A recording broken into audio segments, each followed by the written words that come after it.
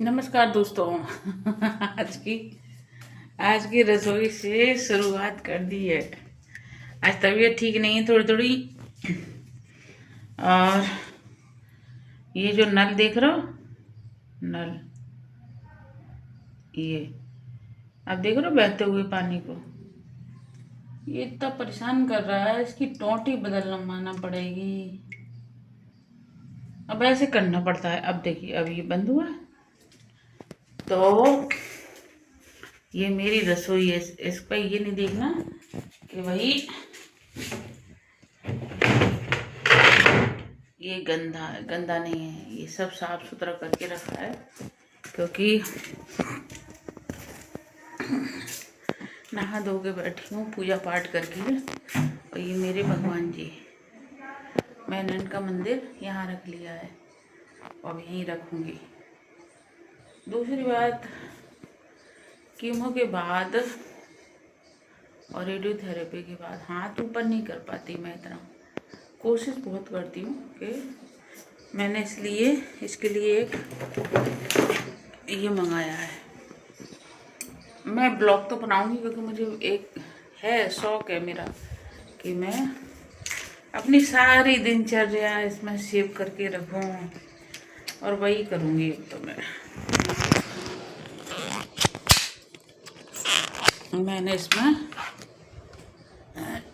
कर लिया। ये मेरी खिड़की और खिड़की से बाहर का नज़ारा पूरा दिखता है मुझे। और मैंने सेल्फी स्टिक में लगा लिया है इसे। मेरी तबीयत ख़राब है कुछ दिन से। क्या है, दीपावली से जब वो मिठाई खाई ना, मुझे मिठाई खाने को मना किया है।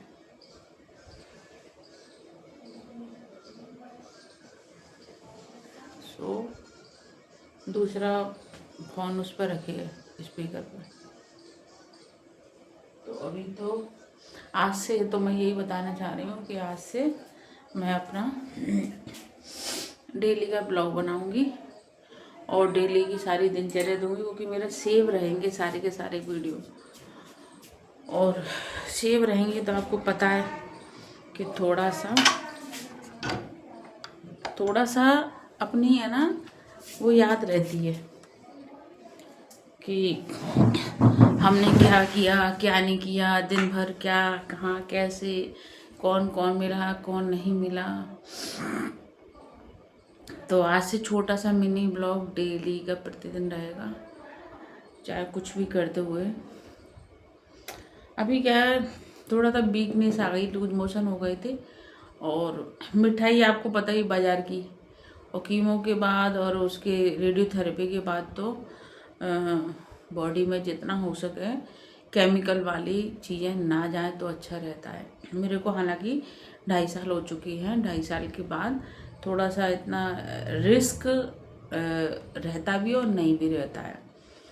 तो कल से ज़्यादा मेरी तबीयत ख़राब हो गई। क्या हुआ कि मैं वो दौज माता बना रहे थे मेरी भाभियाँ, तो मैं वहाँ खड़ी हो गई और इतने में उसने कबूतर ने बीट कर दी। ये कहेंगे आप लोग कि आप थोड़ा सा अंधभक्त हैं, मानसिकता अपने ऐसी बना। नहीं, ऐसा नहीं है, ये सच है।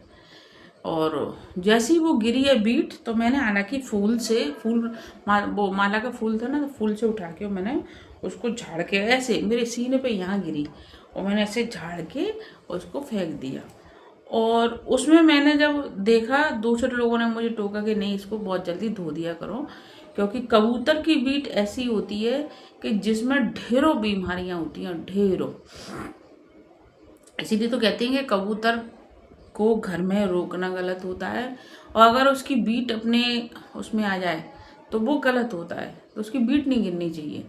तो मेरे उस पर गिर गई। अब गिरी है, ये समझो मैंने सिर्फ झाड़ू पोछा लगाया उसके बाद, तो इतना मेरी हालत ख़राब हो गई कि मैं लूज मोशन तीसरी बार गई और मेरी हालत, मुझे घबराहट शुरू हो गई। तो मैं इसलिए आप सभी को बताना चाहती हूँ कि अगर ऐसी कोई स्थिति आए कि कबूतर की बीट अगर आपकी बॉडी पर कहीं भी गिर जाए, तो उसको तुरंत धो लें। तुरंत हो सके तो साबुन से ही धो लें, पर तुरंत धो लें, क्योंकि वो 100 बीमारियां पैदा करता है। तो आज मेरे साथ परसों मेरे साथ ऐसे हुआ था, तो परसों से मैं भुगत के कल भी भुगता मैंने। फिर कल मैं जाके हमारे एक पुराने डॉक्टर है शंकर, वहाँ गई, क्योंकि डॉक्टर VR श्रीवास्तव जो कैंसर स्पेशलिस्ट है उनके पास इसलिए नहीं गई क्योंकि वो सीधे है ना 800 की चपत लगाते हैं। तो हालांकि वो बहुत अच्छे डॉक्टर हैं, वो दुनिया के, मुझे तो ऐसा लगता है मेरे ग्वालियर के सबसे अच्छे डॉक्टर हैं, कि उन्होंने कई बार तो मेरी फीस वापस कर दी थी। लेकिन वो कहते ना कि थोड़ा बहुत पैसा हो ना तो बचत करने में भी वो रहती है। तो दवाइयों में इतने लग जाते हैं, तो बहुत ज़्यादा खर्चा होता है मेरा महीने का। ये समझे 10-12 हज़ार तो मेरा ऐसे ही खर्च हो जाता है। तो हर चीज़ सोच समझ के चलना पड़ती है। तो मैंने क्या किया, हमारे एक है थोड़ी दूरी पे, उन्हीं के पास चली गई थी, क्लिनिक है उनका। और उसके बाद मैं बिल्कुल स्वस्थ हूँ, लेकिन कुछ